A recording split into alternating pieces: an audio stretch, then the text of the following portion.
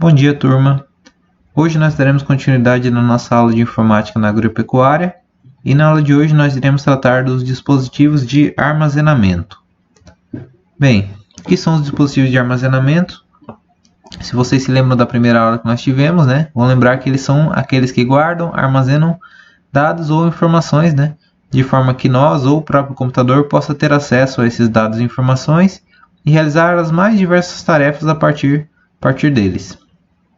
Bem, temos como exemplos bem comuns aqui o HD ou disco rígido, que normalmente é um dispositivo de armazenamento de dados fixo dos computadores, ou seja, normalmente a gente não remove, o disco rígido do computador e sai carregando ele por aí, Temos também o SSD, que assim como o HD também é utilizado como armazenamento de dados fixos do computador, sendo diferente, a diferença entre eles dois é na questão de como os dados são lidos e gravados nele. Enquanto o HD é um disco que contém o que nós chamamos de partes móveis, por exemplo, o disco de metal, que compõe ele, a agulha de leitura que faz a leitura dos dados nesse disco de metal, o SSD ele não possui partes móveis, sendo um dispositivo de armazenamento semelhante a um cartão de memória que também está presente aqui. Vocês provavelmente conhecem pelo uso em celulares ou câmeras, Além desses, temos também os CDs ou DVDs, os pendrives e os HDs externos, que fazem parte dos dispositivos de armazenamento normalmente não fixos, que nós conectamos ao computador, gravamos ou acessamos as informações contidas neles e em seguida normalmente desconectamos esses dispositivos do computador. Bem, o principal sobre todos eles é que eles são capazes de guardar ou armazenar informações, por isso são chamados dispositivos de armazenamento. Bem, então, tranquila essa questão sobre o que eles são, certo? Mas vocês já se perguntaram como que todos esses dispositivos eles armazenam as informações? Não parece ser uma coisa muito intuitiva, Bem, eles fazem isso através da chamada linguagem binária. O que é uma linguagem? Uma linguagem é um meio de comunicar ideias, informações, através de algum símbolo e de maneira visual, sonora ou através de gestos, por exemplo. E da mesma forma, essa linguagem binária também utiliza símbolos, que podem ser representados através de números, especificamente os números 0 e 1. E você se pergunta, por que o 0 e o 1? Na verdade, o 0 e 1 são apenas representativos. O computador ele é uma máquina que trabalha utilizando energia elétrica. E as máquinas que utilizam energia elétrica, elas podem estar em dois estados, ou desligadas ou ligadas, Ou seja, sem passagem de corrente elétrica ou com esta passagem de corrente elétrica. E os números 0 e 1 na linguagem binária, nos computadores, eles representam exatamente isso. O 0 representa o estado desligado e o 1 representa o estado ligado. Essa linguagem binária é também chamada de sistema de numeração binário. Ele é um sistema de numeração porque os símbolos utilizados são números. E é binário porque são apenas dois números, o 0 e o 1. Então, diferente da gente, seres humanos que utilizamos um sistema de numeração decimal, composto por dígitos de 0 até 9, o sistema de numeração binário apenas utiliza dois dígitos, o 0 e o 1. Na linguagem binária, um dígito é chamado de bit, que é a forma abreviada do termo binary digit, que em português significa isso mesmo, dígito binário. Um bit é uma unidade capaz de armazenar apenas dois tipos de valores, 0 ou 1. 1 ou 0. Bem, por poder armazenar apenas esses dois valores, a quantidade de informações armazenadas em um bit se torna muito pequena. Por exemplo, se nós quiséssemos representar as letras A, B e C com um bit, nós já não conseguiríamos, porque um bit com o valor 0 poderia representar a letra A, um bit com o valor 1 poderia representar a letra B, mas como que nós faríamos para a letra C, Não teríamos mais símbolos diferentes para representar ela. Então se torna necessário, para conseguirmos representar cada vez mais informações na forma de bits, utilizar vários bits juntos. E foi para esse caminho que as coisas caminharam na informática. Começou-se unindo 8 bits, e para essa união de 8 bits deu-se o nome de byte, que é a abreviação para binary term ou termo binário em português. Bem, e quantas informações nós conseguimos armazenar ou representar com estes 8 bits, que formam um byte? Bem, reparem o seguinte, com um bit nós podemos representar quantos valores? 2, certo? Um valor representado pelo 0 e outro valor representado pelo 1. Com 2 bits, nós podemos representar quantos? Bem, com a junção de 2 bits nós podemos ter as seguintes combinações diferentes. 0, 0, 0, 1, 1, 0 ou 1, 1, né? Ou seja, 4 valores. Poderíamos, por exemplo, representar as letras do alfabeto A, B, C e D, né? Mas não conseguiríamos representar as outras letras. Já com 3 bits, nós poderíamos ter as seguintes combinações. 0, 0, 0, 0, 0, 1, 0, 1, 0, 0, 1, 1, 1, 0, 0, 1, 0, 1, 1, 1, 0 e 1, 1 e 1. Totalizando 8 valores, né? Então, quanto mais bits a gente combina, né, mais valores a gente consegue representar, né, com essa combinação de bits. E essa quantidade de valores que nós conseguimos representar, ela segue uma sequência lógica. Porque reparem, com um bit nós teremos 2 valores. E 2 elevado a 1 é igual a 2. Com 2 bits, nós teremos 4 valores. E 2 elevado a 2 é igual a 4. Com 3 bits, temos 8 valores. E 2 elevado a 3 é igual a 8. Então, temos um padrão aí, né? Nós podemos, sem precisar verificar todos os valores possíveis, saber qual a quantidade de valores conseguimos juntando um certo número de bits. Por exemplo, para 5 bits, nós teremos 2 elevado a 5, ou seja, 32 valores. Para 6 bits, 2 elevado a 6, 64 valores. Para 7 bits, 2 elevado a 7, 128 valores. E para a união de 8 bits, 2 elevado a 8, ou seja, 256 valores. E para cada um desses que conseguimos representar com a união de bits, para cada valor desse, né, nós podemos associar uma informação que vai ser reconhecida e armazenada pelo computador, podendo essa informação ser letras, números, símbolos e assim por diante. Vejamos um exemplo aqui. Bem, como eu havia dito, com 8 bits, que é o mesmo que um byte, né, nós podemos representar 256 valores diferentes, porque 8 bits possibilitam 256 combinações diferentes de 0 e 1. E cada um desses 256 valores poderiam representar letras, números ou símbolos. Um primeiro valor poderia representar a letra A. Nesse exemplo, poderia ser a combinação de 8 zeros. Um segundo valor, diferente do primeiro, poderia representar a letra B. E aí, no exemplo, seria a combinação de 7 zeros seguidos de um número 1. E uma terceira combinação de zeros e uns poderia representar a letra C. O 83º valor poderia representar o número 1, o próximo o número 2 e assim por diante, até que todos os 256 valores ou combinações de zeros e uns estivessem representando alguma coisa no computador. Quem iria dizer, né, qual combinação binária representaria qual símbolo seria a própria programação do computador. Bom, esses bits e bytes são, portanto, formas de medir a capacidade de armazenamento de um computador, porque cada byte poderia representar um símbolo, letra ou número, mas para nós representarmos uma palavra ou frase inteira, nós precisaríamos então de vários bytes, né?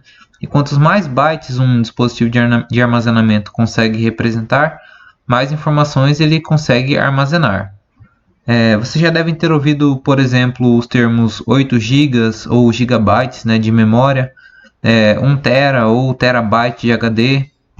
Mas o que significa dizer isso, né? O que significa dizer que um computador tem 8 GB de memória ou que um HD tem 1 terabyte, né, de capacidade aí? Bem, gigabyte e terabyte são múltiplos de bytes e eles representam medidas de armazenamento, né, em um dispositivo de armazenamento.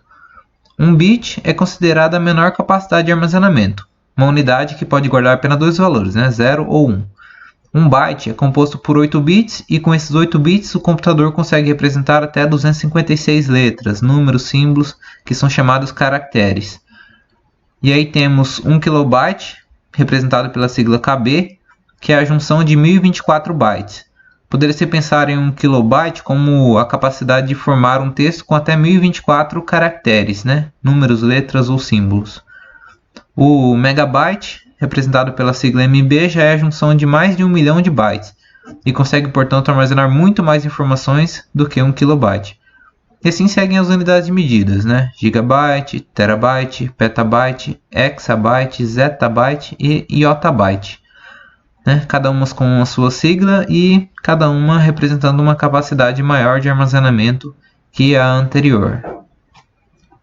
Bem, uma coisa importante a se levar em conta ao tratarmos de dispositivos de armazenamento é o tempo necessário para que os dados sejam escritos, né, ou salvos neles, né? Então, nós podemos questionar, por exemplo, quanto tempo leva para salvar 10 MB em um HD ou em um pendrive, né? Qual desses dois dispositivos permite a escrita de dados de forma mais rápida? Essa é uma questão importante, já que o computador ele existe para agilizar tarefas e ninguém gosta de ficar esperando, né? Então, para responder perguntas desse tipo, é preciso fazer uma análise da arquitetura ou da estrutura dos computadores. Uma arquitetura básica de como os dados são escritos ou lidos em um dispositivo de armazenamento foi proposta por John von Neumann. Simplificadamente, essa arquitetura era composta por um processador, que é o componente dos computadores que processa os dados, né, realiza cálculos lógicos e matemáticos e realiza o controle de basicamente todo o computador, controlando como cada componente de hardware vai interagir com os outros e com os softwares existentes nos computadores. Esse processador também é chamado de CPU, ou unidade central de processamento, e é basicamente o cérebro do computador. A arquitetura de von Neumann também é composta por uma memória principal, também chamada de memória RAM, e que também é um dispositivo de armazenamento, porém temporário. Ela guarda informações apenas enquanto o computador estiver ligado, né, com energia passando energia, né, com energia elétrica passando pelo computador. Diferentemente dos HDs e pendrives, por exemplo, que eles guardam informações mesmo que não estejam conectadas a um computador ligado. E por fim nós temos os periféricos, né, tanto de entrada quanto saída, híbridos e de armazenamento. O processador e a memória principal, né, e normalmente o HD também, ficam dentro do gabinete do computador, que é aquela caixa retangular que fica onde fica o botão de ligar o computador, né, que vocês utilizam no laboratório de informática. Agora, como esses componentes se relacionam, né, nessa arquitetura? Bem, primeiramente, a memória principal é um dispositivo de armazenamento, portanto ela guarda dados na forma de bytes, certo? Da mesma forma, os dispositivos de armazenamento como HDs e pendrives também armazenam dados na forma de bytes. Bem, os dados armazenados na memória principal, eles são enviados diretamente dela ao processador, que processa esses dados conforme a solicitação do usuário ou de algum software, então retorna os dados processados para a memória principal. Esses dados são enviados para a memória principal através da interação realizada com os periféricos de entrada, e após serem processados, são apresentados através dos periféricos de saída a partir da memória principal. Caso se deseje salvar ou utilizar alguma das informações envolvidas nesse processo, é possível recorrer aos dispositivos de armazenamento, onde podemos tanto gravar quanto ler informações. Bem, nessa arquitetura, o que limita a velocidade de gravação dos dados em um dispositivo de armazenamento seria o caminho que estes dados percorrem para chegar de um dispositivo até o outro, no que se refere à quantidade de bits que podem ser transmitidos ao mesmo tempo nesse caminho, né? E a esse caminho se dá o nome de barramento, e o desempenho dos barramentos é medido pela chamada largura de banda, que é a tal quantidade de bits que podem ser transmitidos ao mesmo tempo nesse barramento. Podemos dizer que quanto maior a largura de banda de um barramento, mais rápida é a transferência de dados de um dispositivo para o outro, e mais rápida se torna a leitura e gravação de dados nos dispositivos de armazenamento. Entre um HD e um pendrive, né, pela nossa pergunta, né, no início aqui da explicação, o HD usa um barramento chamado SATA, enquanto o pendrive utiliza um barramento USB. Normalmente o barramento SATA tem uma largura de banda maior que o barramento USB, permitindo então que a mesma quantidade de dados seja gravados mais rapidamente em um HD do que em um pendrive, né? Então 10 megabytes de informações seriam gravados mais rápido em um HD, né, do que em um pendrive.